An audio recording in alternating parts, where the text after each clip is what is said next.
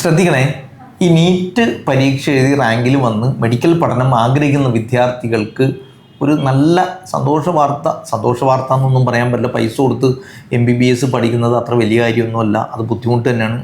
പൈസ ഉണ്ടാക്കാന്ന് പറഞ്ഞാൽ എങ്കിലും റിലേറ്റീവ്ലി പൈസ കൊടുത്ത് പോവും എന്ന് തോന്നുന്ന അല്ലെങ്കിൽ ആഗ്രഹിക്കുന്ന അതെങ്കിലും പഠിക്കാമെന്ന് ആഗ്രഹിക്കുന്ന വിദ്യാർത്ഥികളെ സംബന്ധിച്ച് കേരളത്തിൻ്റെ ഫീസ് കഴിഞ്ഞാൽ പിന്നെ കുറവുള്ളത് ഛത്തീസ്ഗഡാണ്.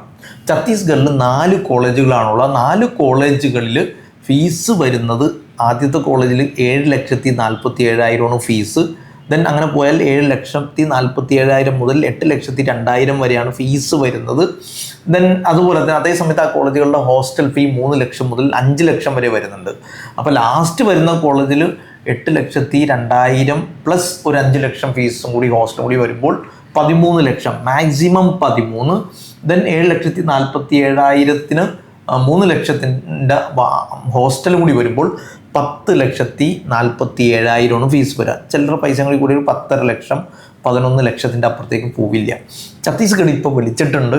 16-ാം തീയതിയാണ് ലാസ്റ്റ് ഡേറ്റ്. നിങ്ങൾ ശ്രദ്ധിക്കേണ്ട ഒരു കാര്യം, ഛത്തീസ്ഗഡ് അലോട്ട്മെൻറ്റ് പ്രോസസ്സ് നടത്തുന്നത് MCC വഴി തന്നെയാണ്, മെഡിക്കൽ കൗൺസിലിംഗ് കമ്മിറ്റി വഴി തന്നെയാണ് നടത്തുന്നത്. നമ്മൾ ഓൾ ഇന്ത്യയിൽ നീറ്റ് ബേസ്ഡ് MCC വഴി കൊടുക്കുന്ന പ്രോസസ്സിൻ്റെ ആ മോഡൽ തന്നെയാണ് MCC ഛത്തീസ്ഗഡിനുള്ള അലോട്ട്മെൻറ്റ് പ്രോസസ്സും കണ്ടക്ട് ചെയ്യുന്നത്.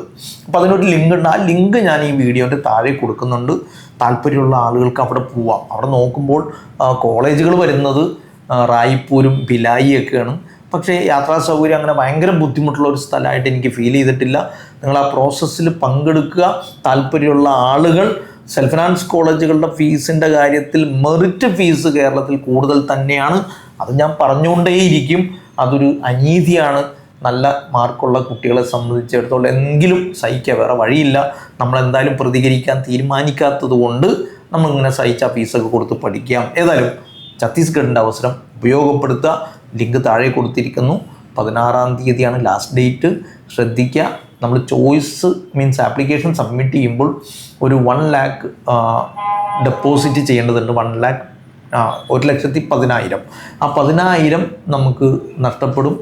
സീറ്റ് കിട്ടിയില്ലെങ്കിൽ ആ 1 ലക്ഷം നമുക്ക് തിരിച്ച് കിട്ടും. ദെൻ അഥവാ സീറ്റ് കിട്ടിയാൽ ആ 1 ലക്ഷം രൂപ ഫീസ് ഇനത്തിലേക്ക് കൂട്ടും. ഏതായാലും ചോയ്സസ് കൃത്യമായിട്ട് സബ്മിറ്റ് ചെയ്യുക. കോളേജുകളുടെ കാര്യത്തിൽ, റാങ്കിങ്ങിൻ്റെ കാര്യത്തിൽ സംശയം ഉണ്ടെങ്കിൽ കോളേജുകളുടെ ലിസ്റ്റ് നിങ്ങൾ ഈ വീഡിയോൻ്റെ താഴെ കമൻറ്റ് ചെയ്യുക. ഞാൻ ലിസ്റ്റ് ഇട്ട് തരുന്നതാണ്. Bye bye.